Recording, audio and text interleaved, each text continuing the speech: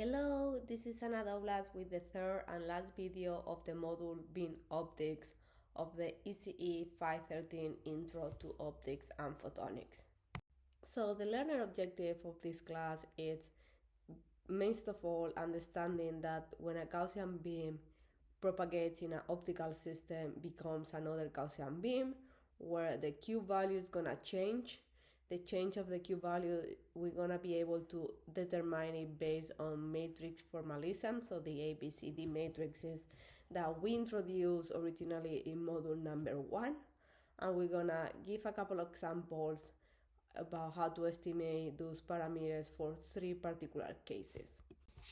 So this slide kind of show you kind of how we're gonna estimate, but every time that we have a Gaussian beam, we're gonna have the Q parameter where we're gonna have the real part. This is kind of telling us the observation plane. So it's kind of like distance for distance of the Gaussian beam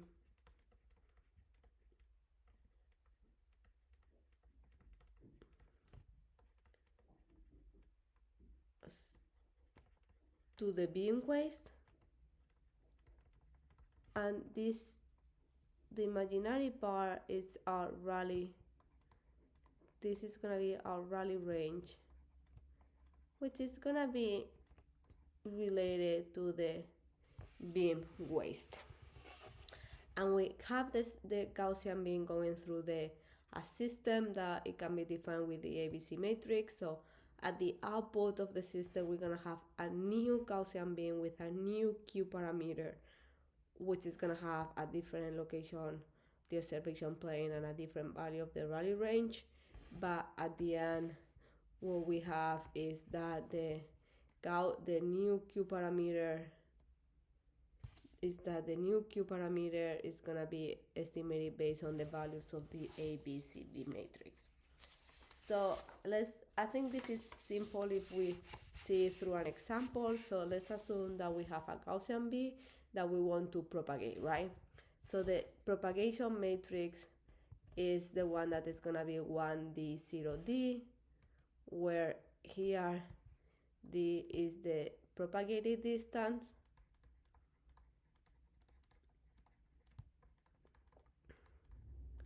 so we have here the Q value of the input parameter and then the Q value after, so that's gonna be my output.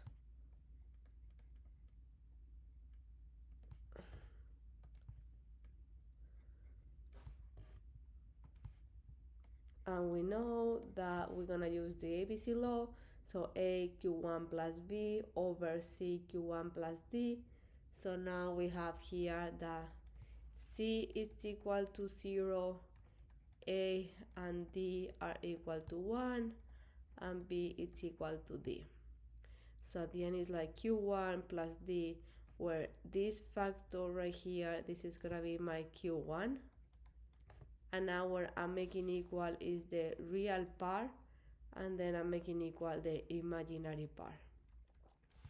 So how we can read this? So this is the result that we are having.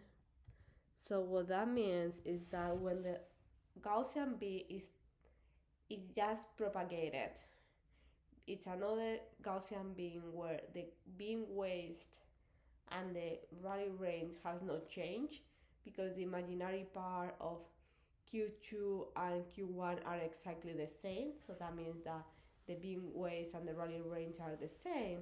But the 3 propagation introduces a lateral axial shifted in the observation plane. So before we were at the distance C1, now we are at the distance C1 plus D, which that's gonna definitely change the beam width as the figures show here, but it also gonna change the radius of the curvature of the propagated Gaussian beam. So that's how we need to read this result. Same beam waist and Rayleigh range, just different location, which is gonna give us different beam width and radius of curvature. All right, so let's do a in-class problem where now we want to know how is the transmitted Gaussian beam through a converging thin length. So we have a thin. So we know that we need to go through a length. So the matrix of the length is 1, 0 minus 1 over f1. So this is going to be my ABCD matrix. So Q2 is equal AQ1 plus B over CQ1 plus D.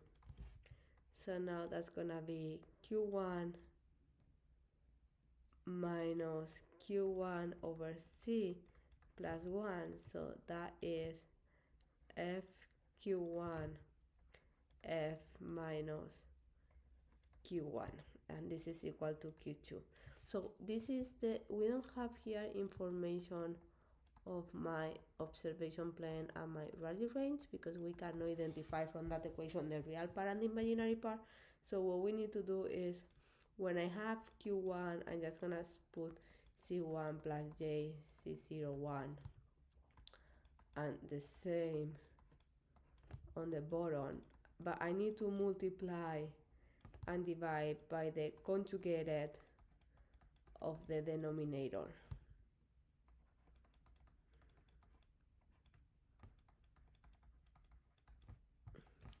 So if you do that, then you're gonna have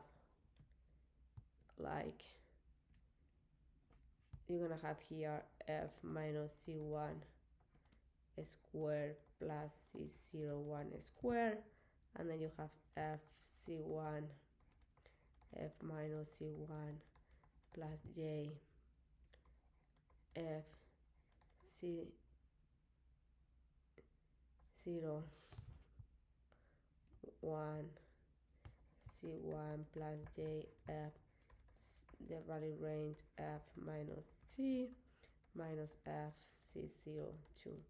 So you can identify the real part and the imaginary part. So c2 becomes f c1 f minus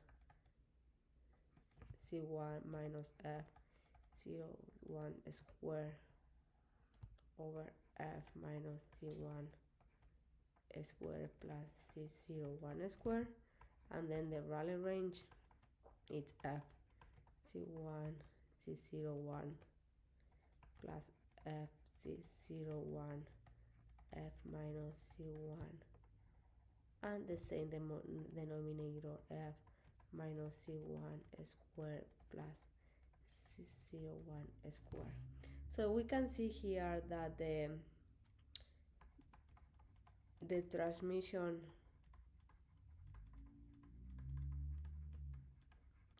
of a Gaussian beam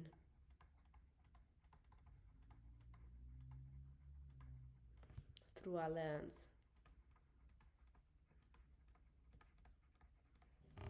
changes the position and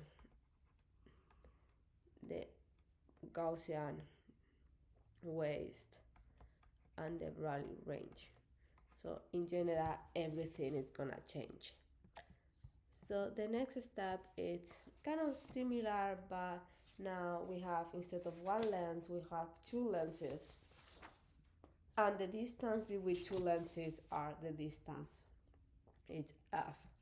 So what I have here is, I do have here my matrix, which is gonna be the lens matrix with a focal length f.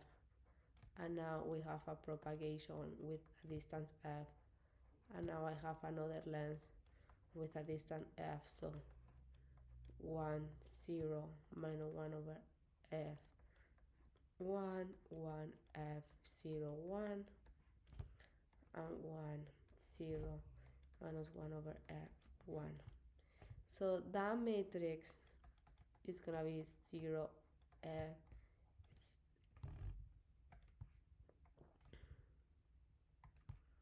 minus 1 over f0.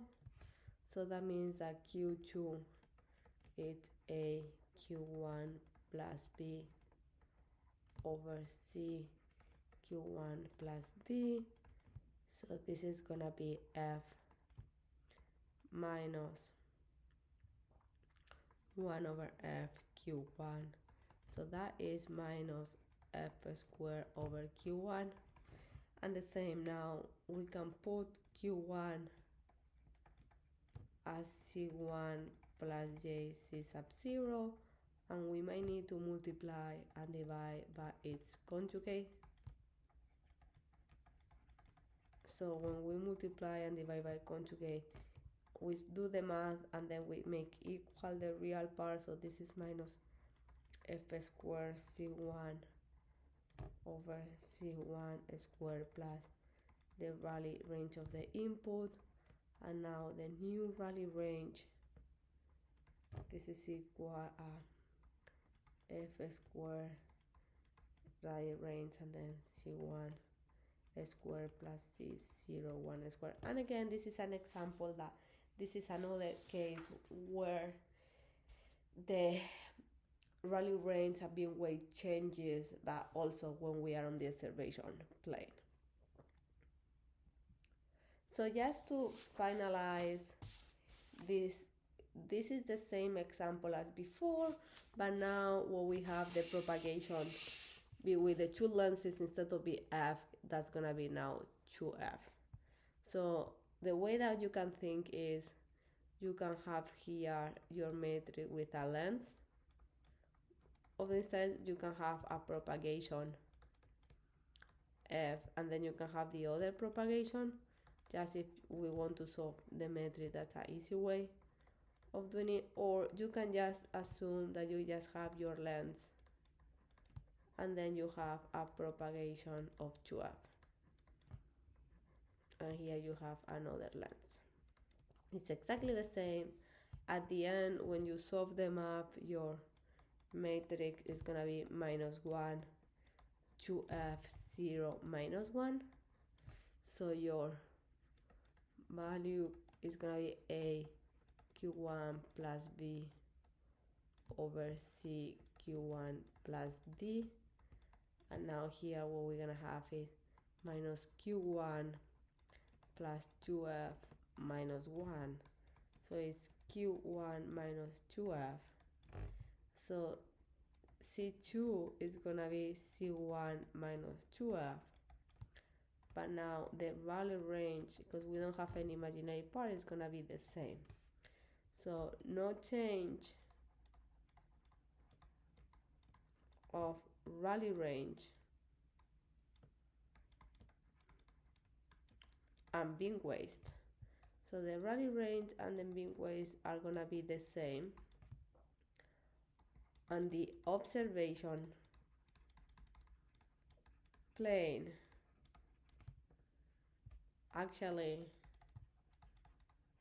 move from C1 to C1 minus 2F.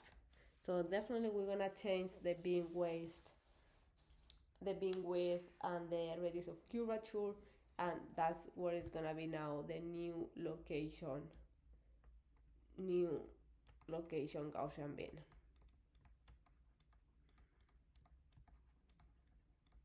So I hope that you like this part. I think it's easy once we understand how to get the ABC matrix for different formalisms. I think that it's pretty easy how to understand how the Gaussian beam changes through it. Talk to you soon.